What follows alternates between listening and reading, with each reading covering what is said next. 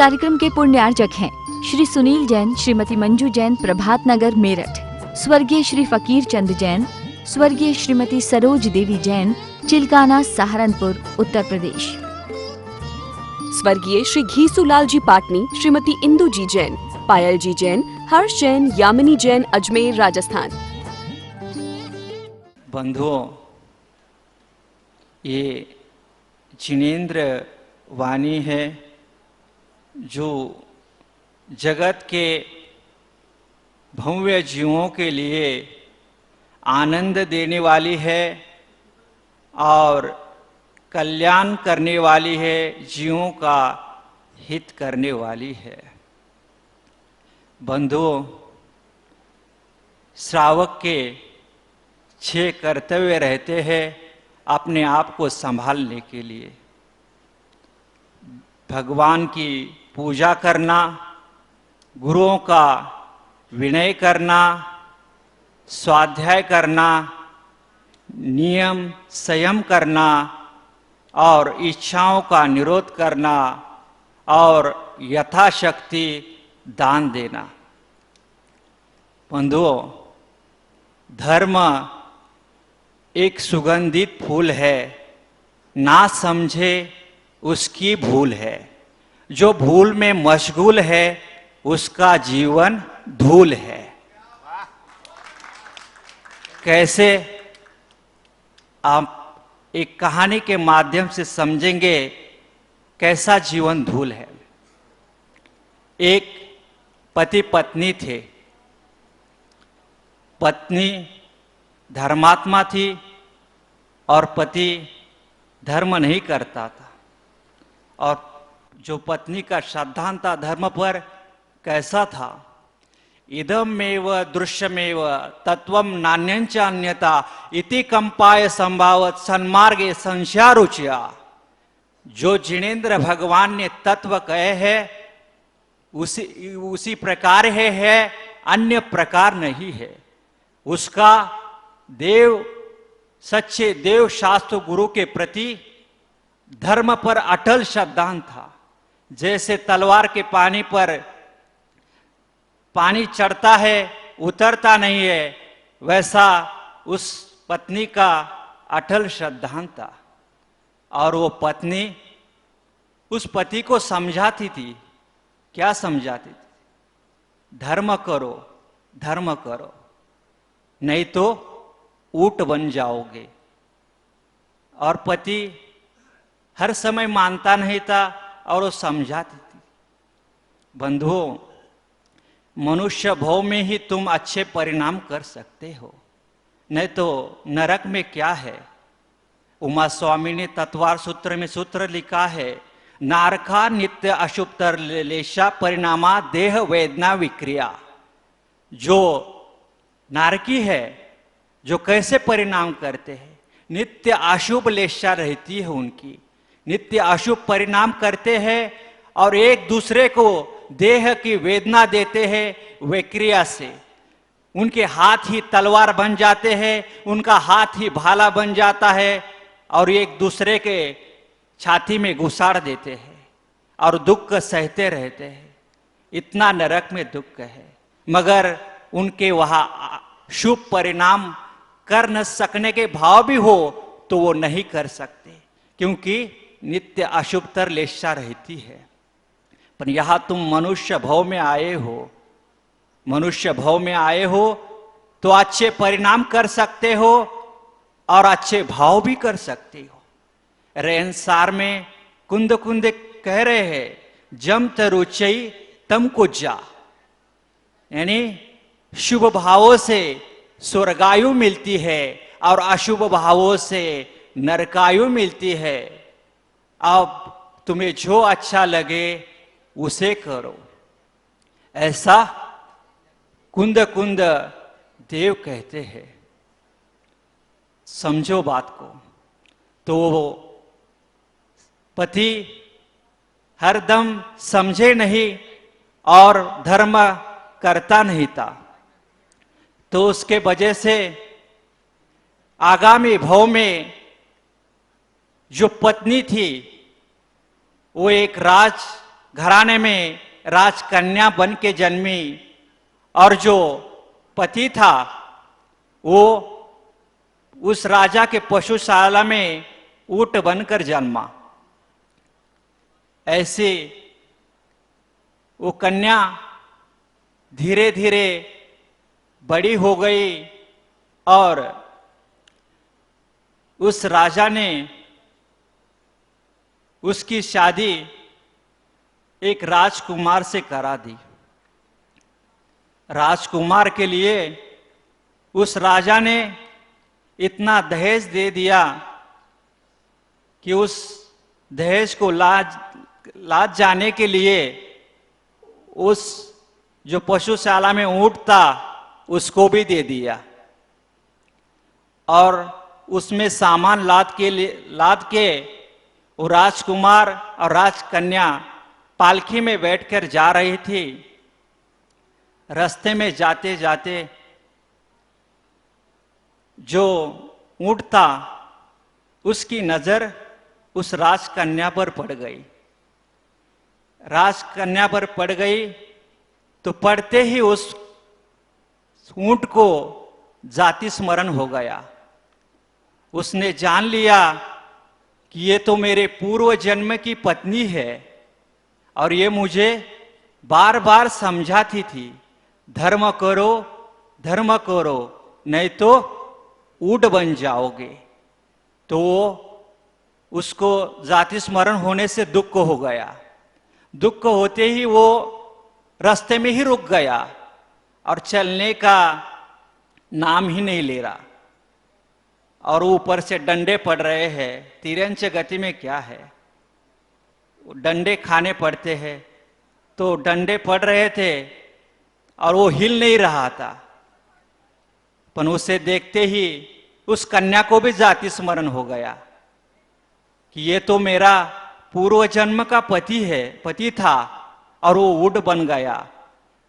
वो मन में हंस गई कि हमने तो ऐसे बोलते थे, वो ये तो सच में ऊंट बन गए। यानी अपने मलिन कर्मों से ही जीव इस ऐसी दशा को प्राप्त होता है। इसलिए परिणाम सदैव अच्छे रखने चाहिए। फिर वो रुक गया, हिले नहीं। तो वो राजकन्या उसके पास गई और उसने समझाया। क्या समझाया? वो कहती थी, कही हमने आपको समझाया था धर्म करो,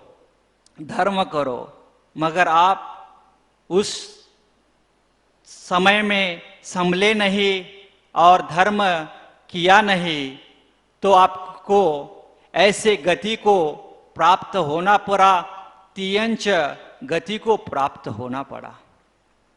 बंधुओं, तब उन्होंने समझाया कि अनुव्रतों को धारण करो और धर्म करो। फिर वो जो पति था वो समझ गया। वो कहने लगा, तुम सही कहती थी। क्या?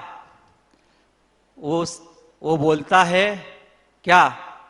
धर्म ही तो सार है, धर्म से बेड़ा पार है, बिना धर्म के क्रिया के यह जीवन बेकार है। क्या समझे? धर्म ही तो सार है, बिना धर्म क्रिया के यह जीवन बेकार है। इसलिए हमेशा अपने अंदर धर्म की बात अंदर में चली जानी चाहिए, ना कि वो इस कान से सुनकर उस कान से निकाल देना नहीं चाहिए। क्योंकि अपने गुरु ही अपने को अच्छे मार्ग पर चलाते हैं। हमारे आचार्य श्री इतने महान है कि उन्होंने हमें दीक्षा देकर हमारे कल्याण के मोक्ष मार्ग हमारा प्रशस्त किया है। उनके बारे में बोलने के लिए मेरे पास शब्द ही कम है।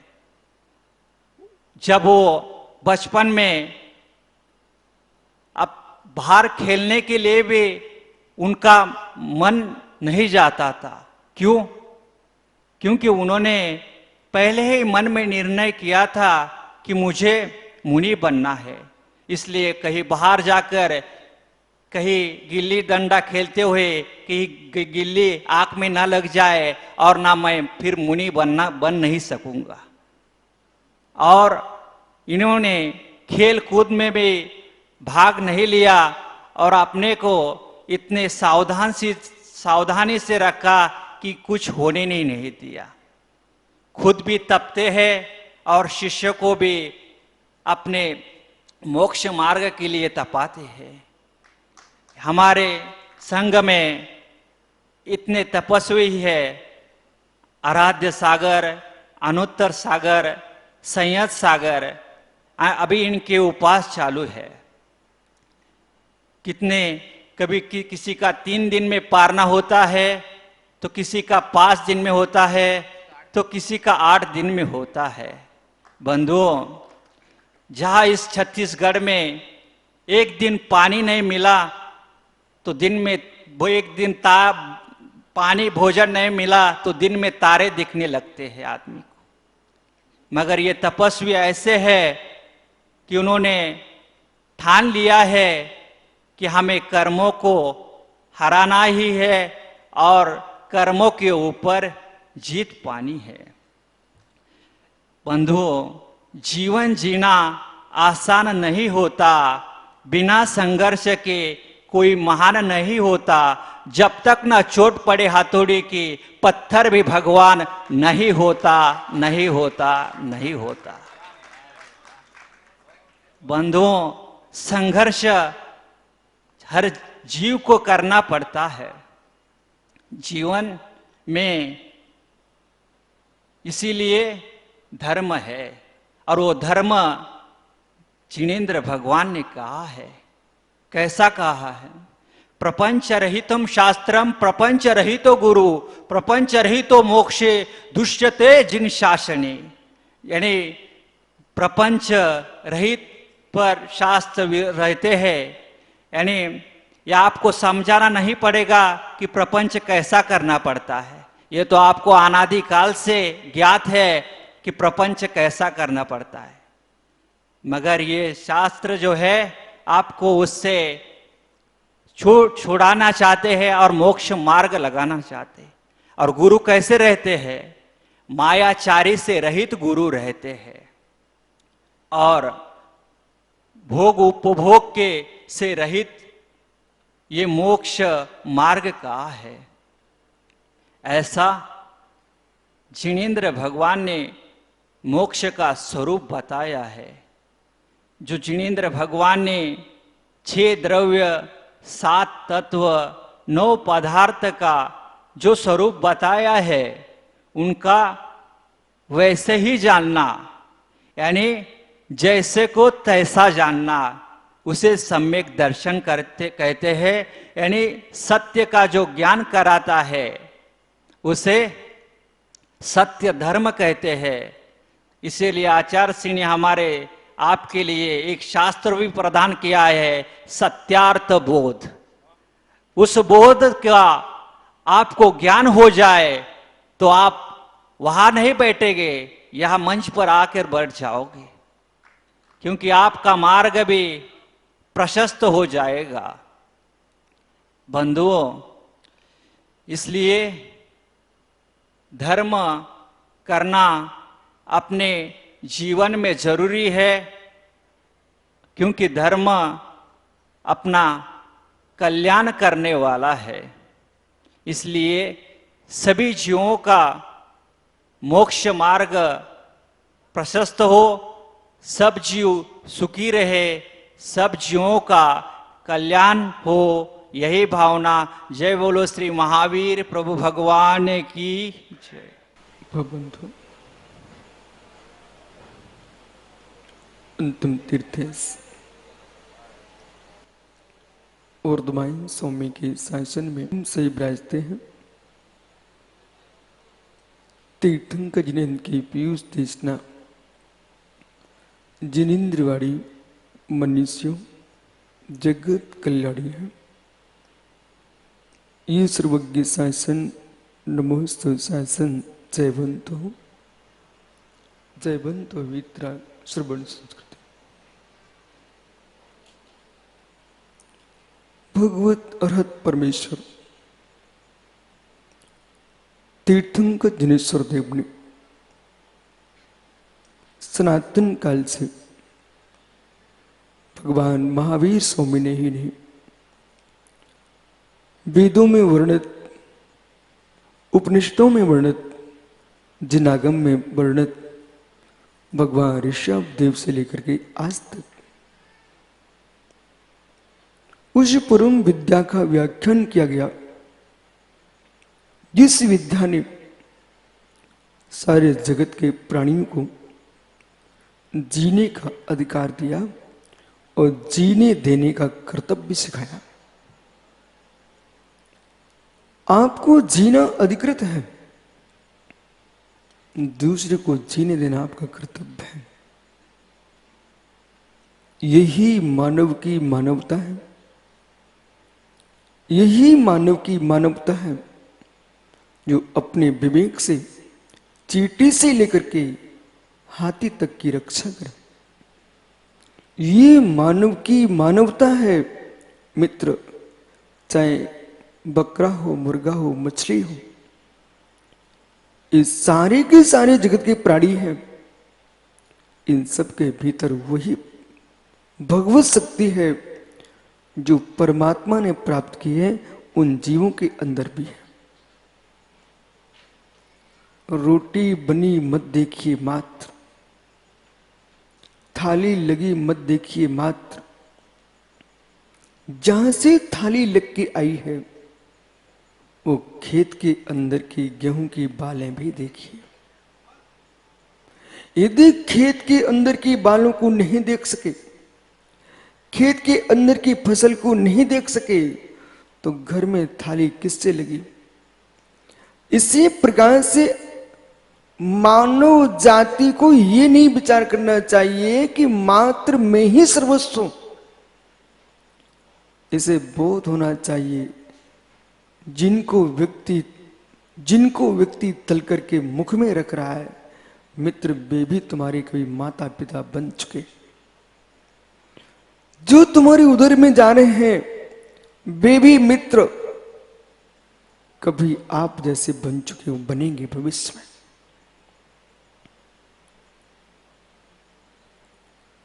गरीब को देख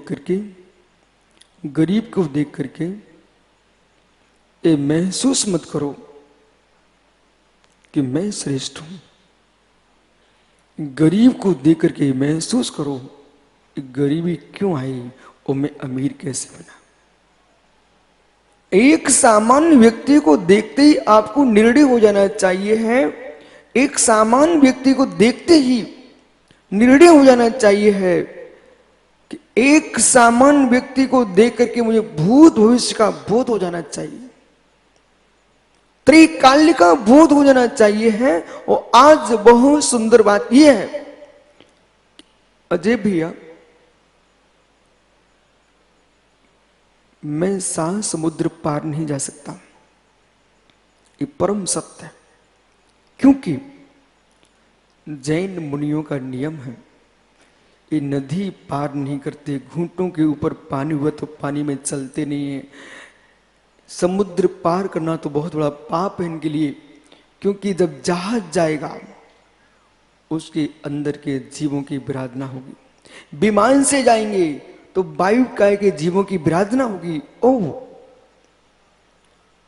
आज बहुत अच्छा कि परस्पर में विचारों का आदान प्रदान यदि नहीं हुआ तो दूरियां बनाती हैं। हम ये सोचते हैं कि ये जैन है, ये क्रिश्चियन है, हिंदू है, मुसलमान है, मित्र दूरियां जो हैं एक दूसरे के तत्व को आदान प्रदान नहीं हो रही है। आपके देश का प्रधानमंत्री नाना देशों में क्यों घूम रहे हैं और वहां के लोग यहां क्यों आते हैं? उद्देश्य है संस्कृति का साहित्य का आदान प्रदान होगा तो विश्व का विकास होगा। परिणाम ही निकला। हम जा तो नहीं सकते। यदि आप इंग्लैंड जाते हो, अमेरिका जाते हो, किसी भी देश में जा रहे हो, तो आपको अजय मार्टिन फादर बन के नहीं जाना चाहिए। आपका चेहरा कह रहा आप क्रिश्चियन नहीं हो, विश्वास मानिए। क्यों? भारत की भूमि का चेहरा है। और इस चेहरे को लेके जब विदेश जाओ, भले फादर के नाम से जाओ, पर एक बार कह के आना कि दुनिया के देश एक एक पौधे को पानी पिलाते हैं, भारत की भूमि पूरे विश्व को पानी पिलाती है। कारण ये है,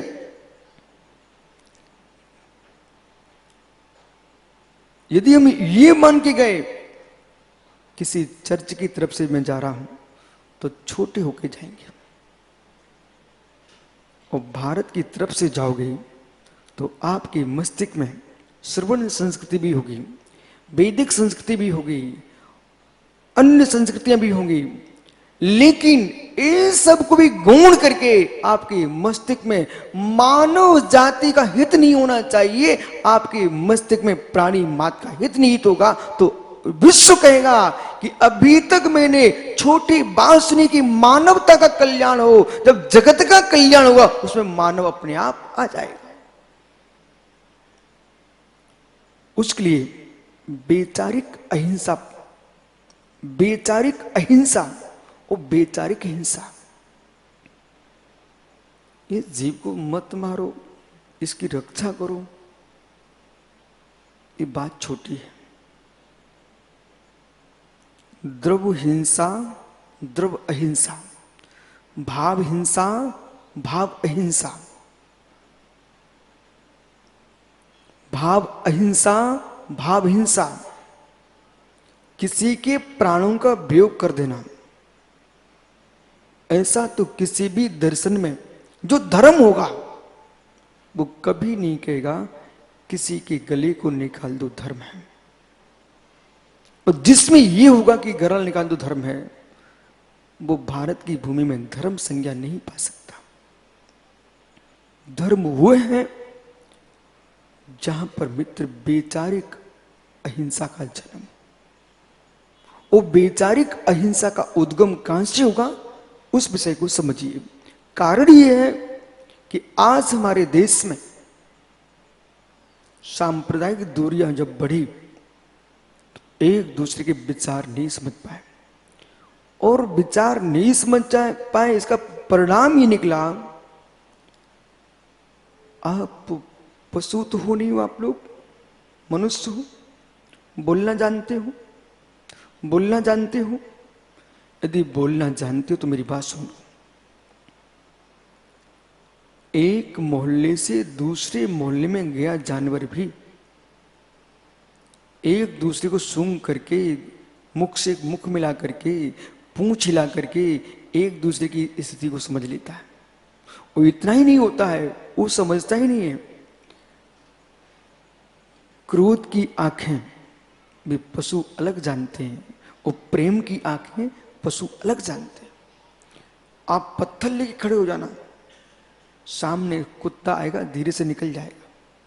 वो आप प्रेम से करनी हो, वो तुम्हारे पास पूंछ हिला के खड़ा हो जाएगा। मित्र, जो पूंछ हिला के खड़े होने की योग्यता रखता है, उसे तुम गुस्सा दिलाकर क्यों भगाना चाहते हो?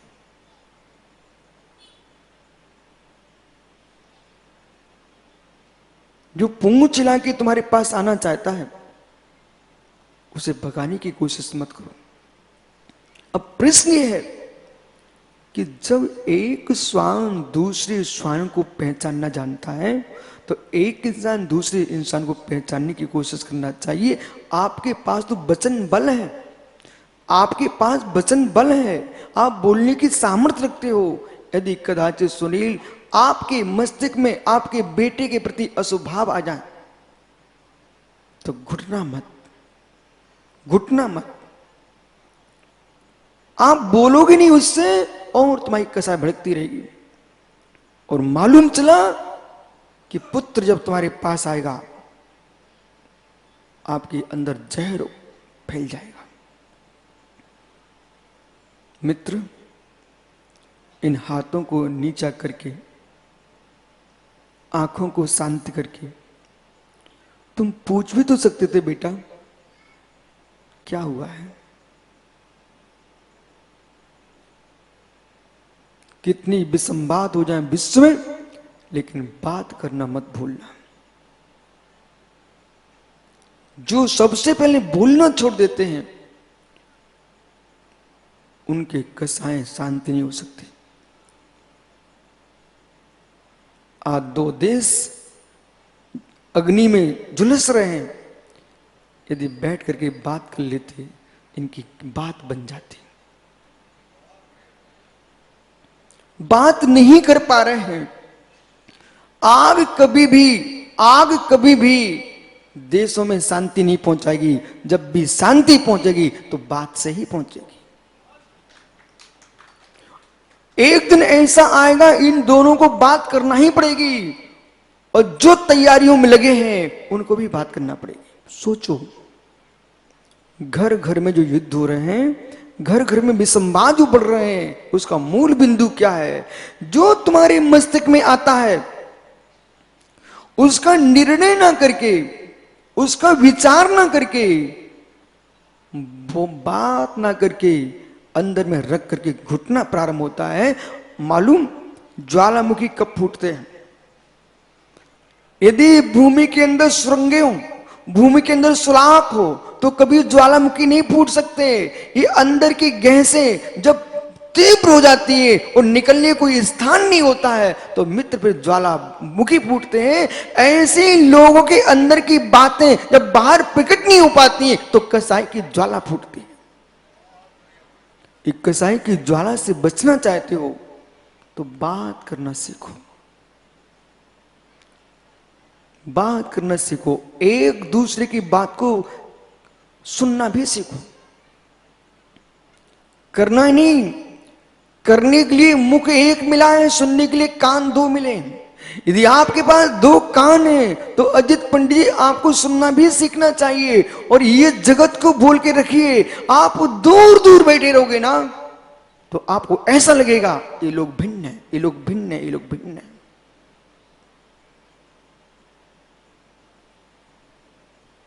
अजय भैया संस्कृत व्याकरण में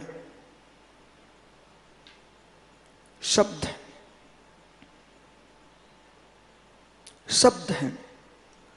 अब शब्द जो है वो शब्द ही है। किसी ने कहा श्रीफल, जो श्रीफल शब्द का प्रयोग किया तो वहां पर शब्द में कितने श्रीफल हैं? शास्त्री जी संभल के बोलना। श्रीफल, मित्र बोलिए, तेरे हाथ में कितने हैं? पंडित जी अभी भाव की व्याख्या नहीं चल रही है। पंडित जी आप समझो, हमने अजय भैया से कहा 7 समुद्र पार मैं नहीं जा सकता, मेरी सीमा है, मेरी प्रतिज्ञा है, दिग्व्रत है कि भारत के बाहर नहीं जाऊंगा। लेकिन मैं इनको दूत बना के भेज रहा हूं। अभी तक ये क्रिश्चियन के नाम से गए, फादर के नाम से गए, अब आज से जब जाएंगे तो भारत के नाम से जाएंगे। और भारत के नाम जब जाएंगे तो जब शिकागो में विवेकानंद जी गए, उनके साथ 2 जैन गए, उनके साथ 2 जैन गए, और वहां पर उन दोनों जैनियों का भी भाषण हुआ। लेकिन एक मुद्रा के नाते, भेष के नाते विवेकानंद जी का प्रचार हुआ। लेकिन विवेकानंद जी ने अपने भाषण के देते देते बीच में कई बार जैन धर्म का नाम लिया। जब नाम लिया तो मित्र शून्य पर जब व्याख्या कर रहे थे, शून्य पर जब व्याख्या कर रहे थे, अमित अजित आपको मालूम होना चाहिए, विश्व वसुंधरा को शून्य देने वाला कोई है तो भारत देश है, और भारत देश में शून्य देने वाला कोई है, उसका नाम जैन दर्शन है। लोक विभाग नाम के ग्रंथ में शून्य की व्याख्या है।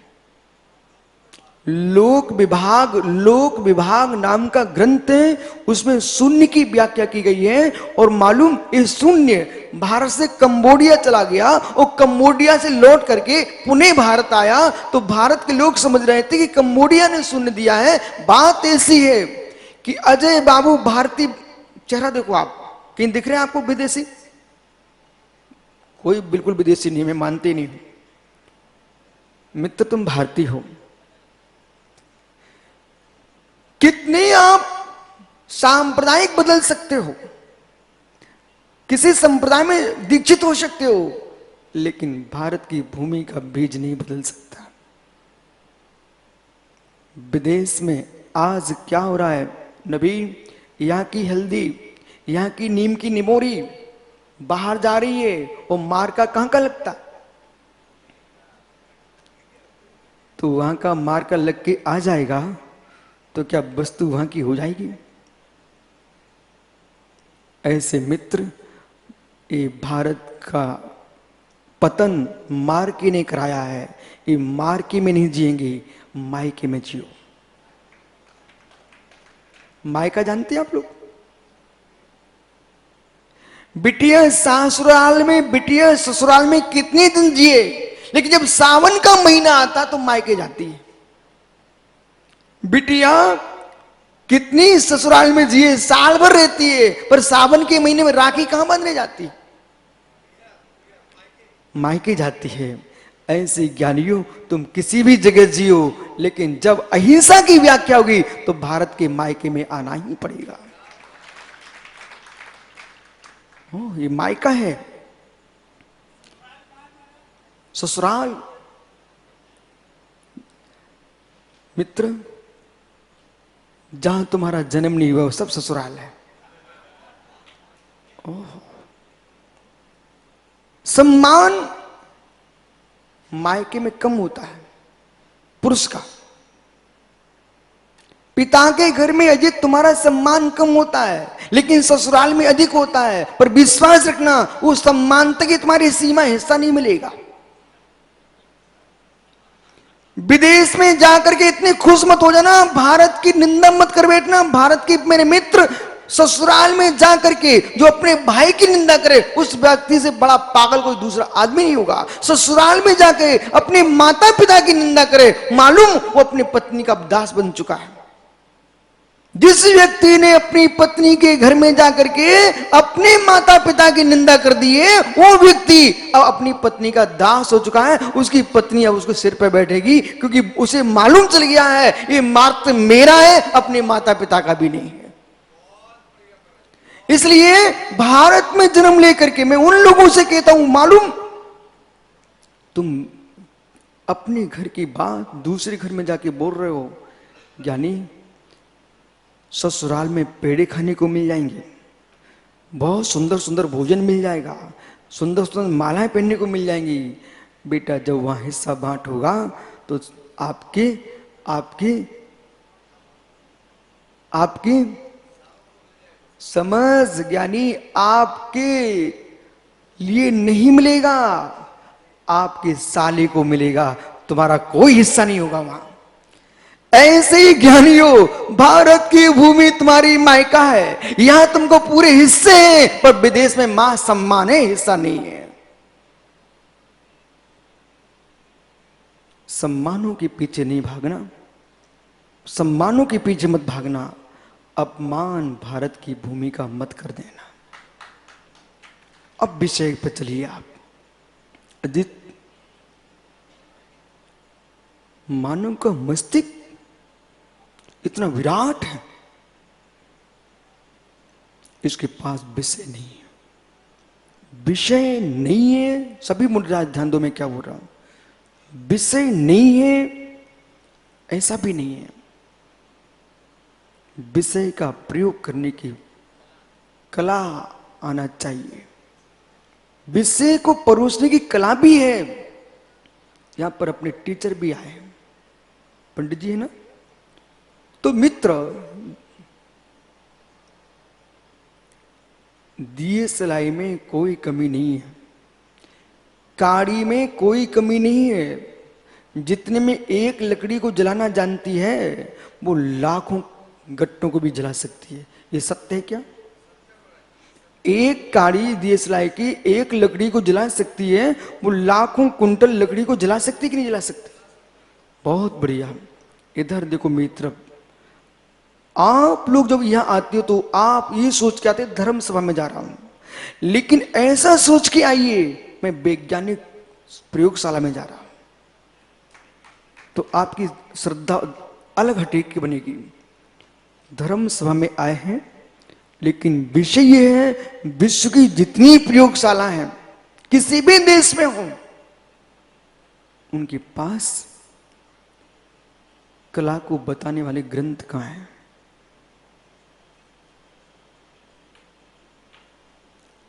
लंदन में, शिकागो में, ब्रिटेन में, रसिया में अजीत बड़ी बड़ी लाइब्रेरियां हैं। और जब भगवान महावीर स्वामी के 26वें जन्म महोत्सव पर भारत सरकार ने जब मनाया, तो मालूम विदेश के ग्रंथालयों की लाइब्रेरियों के अंदर जो जैन ग्रंथ रखे हुए हैं, उन ग्रंथों की सूचीकरण किया गया। उस सूचीकरण के ही मात्र 3-4 भाग बने।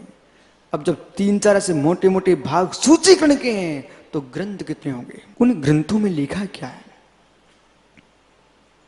सूत्र एक है, सूत्र एक है, और एक गणितीय सूत्र के माध्यम से एक सवाल को हल नहीं किया जाता। मात्र एक गणितीय सूत्र से एक सवाल नहीं होता है। आपने समीकरण बिठाया, प्रोफेसर साहब, पिता की उम्र और पुत्र की उम्र XY, आप समीकरण बिठा रहे थे मित्र, तो क्या वो पिता की उम्र का XY लगेगा, बेटे की पुत्र का XY लगेगा? क्या इसमें हाथी घोड़े को हम लगाएं तो नहीं लग पाएगा क्या? समझने में क्या बोल रहा हूं? नहीं लग पाए क्या? लेकिन समझाने के लिए आपने क्या लगाया? पिता की उम्र और पुत्र की उम्र बराबर। ऐसे मित्र, जब हम धर्म सभा में होते हैं तो हम व्याख्या करते हैं, इतने कर्म का बंध इतने अंश में हो जाएगा। इसी व्याख्या को आप मेरे से कराएंगे तो मैं ये कहूंगा कि जहां 2 गुण अधिक का बंध आप करा रहे थे, वहां पर यदि एक इंजीनियर पूछने आएगा तो मैं उससे कहूंगा, मित्र 2 गुण अधिक हो गए तब तेरा मकान बन पाएगा। बालू से मकान नहीं बनेगा, और मात्र सीमेंट से मकान नहीं बनेगा। जब उनके अंदर 2 गुण अधिक मिलाओगे तब बंद होगा। इसी प्रकार से कोई हमसे रसोईया पूछने आएगा, वो पूछने, महाराज जी मुझे लड्डू बनाना है, तो जो सूत्र हमने कर्म बंद में लगाया था उसके लड्डू में लगेगा। चाशनी से लड्डू नहीं बनेगा, और आटे से लड्डू नहीं बनेगा, उसके 2 गुण अधिक होंगे तब लड्डू बनेगा। आटे की शक्तियांश और चाशनी की शक्तियांश, उन दोनों को देखना पड़ेगा बराबर।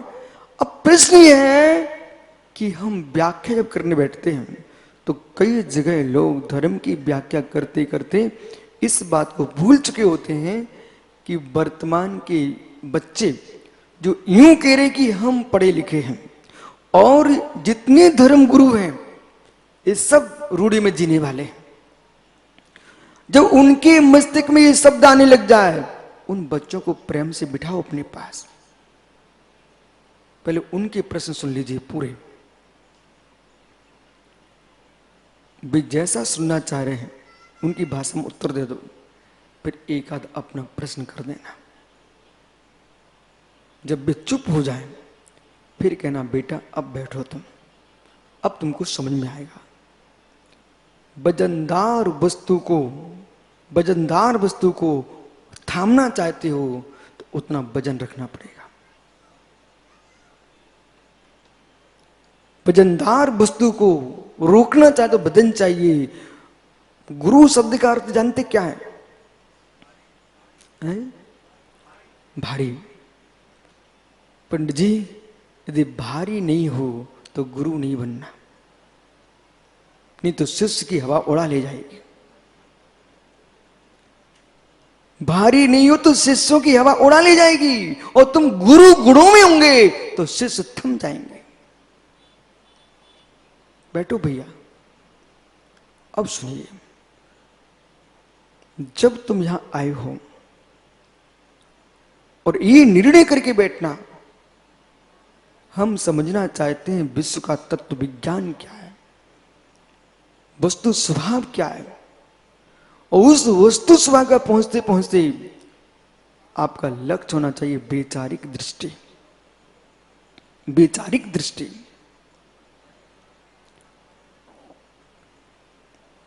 वैचारिक युद्ध, वैचारिक हिंसा। मैं अपने घर में देखना चाहता हूं, लौकी बनना चाहिए, लौकी खाने में लौकी बनना चाहिए, लौकी। और अजय की बेटी कह रही है, बोले पिताजी आज भिंडी बन जाए तो? बेटी, पिता मैं हूं कि तू? अब सुनो पिताजी, बेटी पिता मैं हूं कि तू? ठीक। बिटिया शांत हो गई, भाई पिता आप हो। बिटिया शांत तो हो गई, पर बिटिया में शांति नहीं है। एक एक शब्द सुनना, मैं क्या बोल रहा हूं। बिटिया शांत हो गई क्योंकि आप फादर थे, पिता थे। बोले बेटी मैं हूं कि आप? पिता मैं हूं, तू बेटी है। आज लौकी बनेगी। ठीक। वो नन्ही सी बिटिया क्या बिटिया ही रहेगी? सुनते जाइए आप, मैं क्या बोल रहा हूं। नन्ही सी बिटिया क्या बिटिया ही रहेगी 10 साल तक? और क्या आप युवा पिता युवा ही रहोगे? भगवान महावीर स्वामी ने कहा, तुम वर्तमान में जियो भूत के साथ, तुम वर्तमान में जियो भविष्य के साथ, तो तुम सुख से जी पाओगे। वर्तमान में जियो भूत के साथ, वर्तमान में जियो भविष्य के साथ। वो अजय ने कह दिया अपनी बेटी से, पिता मैं हूं, बेटी लौकी ही बनेगी घर में। ठीक पिताजी, विश्वास मानिए, विश्वास मानिए। इतने शब्द ने क्या किया, जो बेटी के अंदर पिता के प्रति जो उमंगें थी, उमंगें उसके शांत हो चुके हैं। और जो उन्होंने गुस्सा करके बोला था, अभी बेटी छोटी थी, अंदर सब रखा गया, अंदर सब रख गया। जब ए होंगे वृद्ध और बेटी होगी अपने घर की स्वामिनी, फिर पिताजी पधारेंगे घर, तब बेटी पूछेगी पिताजी क्या बना है? अब पिताजी देखो चेहरा बिटिया का, तुमसे हिलते नहीं बन रहा है, ढुलते नहीं बन रहा है। वो जान करके वो भिंडी बना के रख देती है, और भिंडी बना के रखती है क्योंकि उसने भिंडी की बोला था, और साथ में उसने लौकी बना के रखी। बेटी ने क्या किया, साथ में लौकी बना के रखा, और दोनों थाली लगा करके क्या बोलती अपने पिताजी से, पिताजी आपको भिंडी तो अच्छी नहीं लगेगी, आपको भिंडी तो अच्छी नहीं लगेगी, इसलिए आप लौकी खा लीजिए। यदि पिता समझदार होगा तो समझ जाएगा ये उत्तर आज का नहीं है, उत्तर उस दिन का है कि मैंने इसके लिए भिंडी नहीं बनने दी, पर उसने आज मेरे लिए भिंडी के साथ लौकी बना के दिए। भगवान महावीर ये कह रहे हैं, अपनी ही मत सोचो, अपनी ही मत सुनो, दूसरे की भी सोचो, दूसरे की भी सुनो। यदि वही बेटी क्रूर हो जाती, क्रूर, तो कहती बस तुम्हारे दिन में देख चुकी हूं, पिताजी अपने घर में ही रहना, आपके दुलार को मैं जानती हूं। तब पिता को मालूम चलेगा ये बिटिया तो बहुत कन्या थी, छोटी सी थी, उसमें कई भाव, ये अरे कद छोटा था, समय छोटा था उसका, लेकिन जब 2.5 वर्ष का बच्चा प्रदीप KG1 और KG2 में जाकर के वो ए ऊ पढ़ने आ सकता है, आ ई पढ़ के आ सकता है, और वो कब तक काम में आएगा? मैं उनसे कह रहा हूं जिनके माता पिता बच्चों के सामने कुछ भी कर लेते हैं, उनको बुद्धि दो भाई। प्रदीप आज का समाचार, उनको बुद्धि दो भाई इस बात की कि जो माता पिता नन्हे से बच्चों के सामने कुछ भी करने को तैयार होते हैं, उन माता पिता के पास प्रज्ञा होना चाहिए, विवेक होना चाहिए कि बच्चा जब छोटा सा वो आ ऊ पढ़ने जाता है, आ ई पढ़ने जाता है, ABCD पढ़ने जाता है, उसमें वो ABCD पढ़ी गई कब तक काम में आएगी? आएगी ना? तो मित्र, जब तुम ये जान सकते हो कि छोटे से बच्चे ने पढ़ी ABCD आ ई ऊ, वो जीवन भर याद रहता है उसको, तो तुम्हारी क्रियाएं, तुम्हें समझ में आ रहा है कि बच्चा है, वो सब देख रहा है, उसे जीवन भर याद आएगी।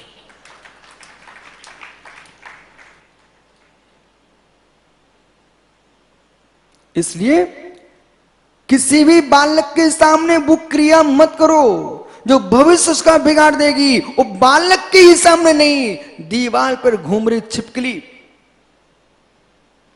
घर में बंधे तुम्हारे घर के पशु,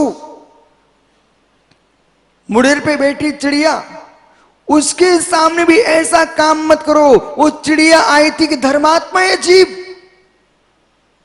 उसे घर में बैठी देख रही थी, लेकिन तुमने जो अशुभ कर्म किया है, वो चिड़िया की श्रद्धा टूट गई। मित्र, आज चिड़िया है, कल तुम्हारी बिटिया भी बन के आ सकती है।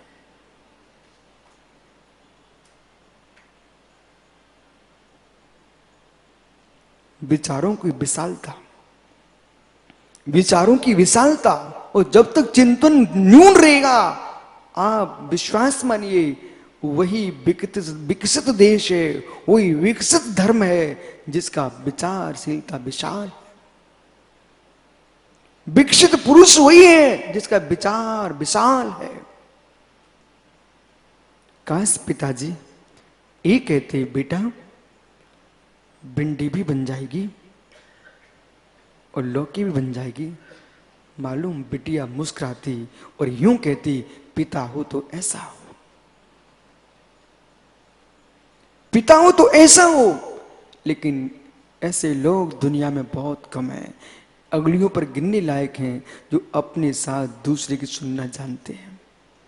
ऐसे लोग दुनिया में कम हैं, अपने जीवन जीने के साथ दूसरे के जीवन की कीमत समझते हैं। वो वैचारिक हिंसा को मिटाने के लिए शादबाद अनेकांत की बात की गई है। विराजो, अब मैं आपसे बात कर रहा हूं, शादबाद अनेकांत का तात्पर्य मैंने अजय भैया से क्यों कहा, मेरी तरफ से तुम विदेश चले जाना। जिस विद्या को मित्र 7 समुद्र पार के लोग नहीं जान पा रहे हैं, यहां से जाकर के उनको कह देना, भारत की भूमि इसलिए मान नहीं है, यहां पर बहुत तीर्थ भूमियां हैं, भारत की भूमि इसलिए मान नहीं है कि सोना चांदी बहुत हीरा निकलते हैं यहाँ पर, भारत की भूमि इसलिए मान है, यहाँ पर किसी के मन को भी पीड़ा देने का विचार नहीं किया जाता। बोले मन को पीड़ित ना किया जाता, इसलिए क्या होता है यहाँ पर शादबाद अनेकांत की व्याख्या है। बोले कैसे? आपकी बात को मैं सुनना चाहता हूं। स्याद अस्ति, स्याद नास्ति, स्याद अस्ति नास्ति, स्याद अवक्तव्य, स्याद अस्ति अवक्तव्य, स्याद नास्ति अवक्तव्य, स्याद अस्ति नास्ति अवक्तव्य।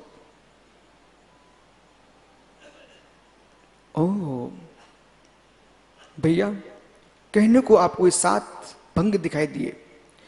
यदि इन 7 भंगों की व्याख्या व्यवस्थित रूप से विश्व के कर्ण पटलों तक पहुंच जाए तो मित्र वो कहेंगे कि मुझे अपने संविधान में सुधारने की आवश्यकता है। आज से मैं अपने संविधान में इस सप्त भंगी को स्थापित करना चाहता हूं। बोले क्यों? बोले क्यों? अडियो ऋषेशीलो डिपातो जो खलु सद्धो सो से सद्दो बढ़ियो सब खम फसे हिदी। जो शब्द नियम का निषेध करता है, जो शब्द नियम का निषेध करता है, उसका नाम स्यात है।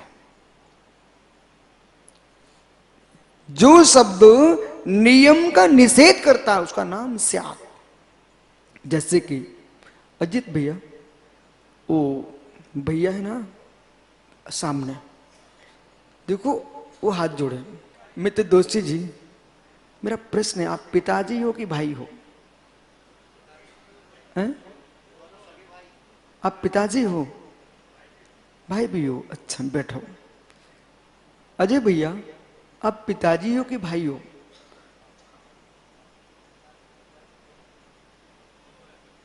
आप दोनों? बहुत बढ़िया मित्र, जो आप कह रहे हो ना इसी का नाम तो स्यादबाद है। जैसे कि अजय, मैंने अभी क्या बोला? जो नियम का निषेध करता है, जो नियम का निषेध करता है वही सत्य के पास भेज सकता है। बोले कैसे? मैंने कहा अजय भैया पिताजी हो, तो क्या अजय भैया कितनी जल्दी है, भारत का प्रभाव तो देखो आपके मस्तिष्क में। तुरंत आपने बोला गुरुजी हम पिता भी हूं और किसी का भाई भी हूं। ओहो, किसी का बराबर, बिल्कुल सत्य है। तो अपने बेटे की दृष्टि से आप पिताजी हैं और अपने भाई की दृष्टि से भाई हो। तो अपने मामा की दृष्टि से, अपने मामा की दृष्टि से भांजे भी हो। मित्र अपने चाचा की दृष्टि से भतीजे भी हो। अरे ज्ञानी, आप अपनी पत्नी की दृष्टि से क्या हो? पति हो। ओ, अजय कितने हैं? अजय कितने हैं? एक अजय। एक अजय के अंदर अनेक रिश्ते हैं, अनेक धर्म है। ऐसे एक वस्तु के अंदर अनेक धर्म है, इसका नाम है अनेकांत। अब अनेक धर्मों को एक साथ हम कह नहीं सकते ना। एक साथ कैसे बोल सकते? पति पुत्र भाई नहीं बोल सकते ना। तो फिर बोलेंगे स्याद अस्ति। अजय पति है, स्याद अस्ति। अपनी पत्नी की अपेक्षा से अजय पति नहीं है, स्याद नास्ति। अपनी माँ का पति नहीं है।